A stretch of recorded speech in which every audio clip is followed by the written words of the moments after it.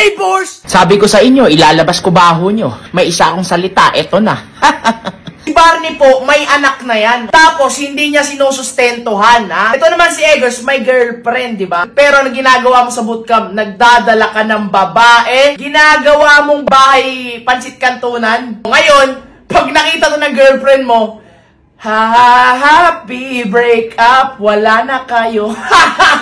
May mga resibo ko dito, neighbors. Kaya wag nyo akong inaano, kung kupalan, marami akong pruweba. Okay, kaya pusuan nyo to kung gusto nyo ilabas ko yun. Wala akong katakot-takot na ilalabas ko yun. Kasi kayo nagsimula. What's up, neighbors? Today, ngayong araw, kinang-inang Barney na to, nag-send na naman, ha? Ako, Barney, ha, pinipigilan ko sana sarili ko, kaso tol, nananahimik ako dito. Tapos ano pang pinagagawa nyo? Ba't ba kayo nagpapapansin sa akin? Para saan pa ba yan? So panoorin muna natin to para sagutin niyang mga yan at ilabas din yung mga baho neto. Ako ayaw ko na sana maglabas ng mga baho nyo eh. Oo tol, naghiwa-hiwalay tayo pero hindi ko na kwento kung anong dahilan kung bakit tayo naghiwa-hiwalay. So guys, tara, panoorin natin to. Talagang pinost mo pa ako, no, Boss Radic? What's up, neighbors? What's up, neighbors ka pa dyan? Dapat sa'yo, what's up, homeless? What's up, mga ka-homeless? Ano? Ilalabas ko ang baho ng idol nyo, pre. Si Boss Radic, akala nyo napakalinis niyan. Ilalabas ko ang tunay na baho niyan, mga tol. Akala mo wala akong rooftop, tol. Dito sa apartment ko, tol, may mga rooftop yan, tol. Ayun, no? Nakikita mo ba yan, tol? Yan ang view ko, par. Ayun, no? Ito yung farm ko ng dragon fruit. Ayan. Ano? Kinakabahan na ba, tol? Ito pa, boy. Di ba, pinakitaan kita ng apartment. Ito pa, may papakita pa ako sa iyo isang malapit, tol. Isang malapit, tol, ha? Nakikita mo ba, tol? From Itel yan, boy. Itel Philippines, boy. Itel Philippines. Nangina, anong paki ko? Anong paki ko kung meron ka ganyan? Boy! Ano ba? Ano, Boss Radic?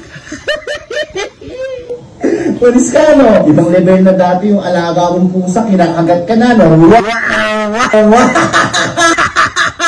Lalabas ko na ang tunay na baho niyan. Kung mga alingasaw mo tol, ang baho mo na masyado. Parang kang turbo pa, nalakas ng hangin mo eh, no? Akala mo tol, nag-iisa lang ako dito. Kasamahan ako ng kasamahan ko dati tol. Ilalabas namin ang baho mo. Kay Eggers tol, isa si Eggers sa patunay ko na kupal ka talagang tao. Ikaw ang taga Bicol na homeless, ha? Buraynina mo ka, ha? Makinig ka, Boss Radic. Bika sabihin sa'yo si Eggers.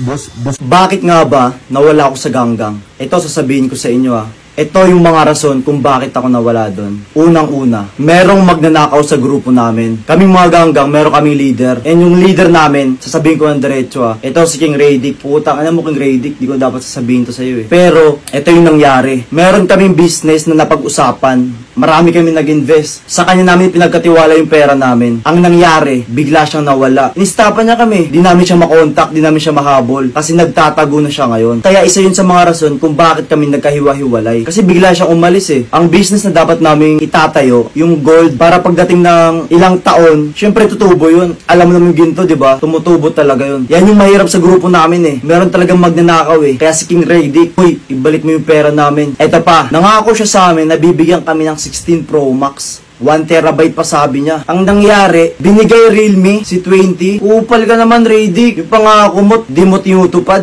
Tapos yung pera namin, tinakbo mo pa.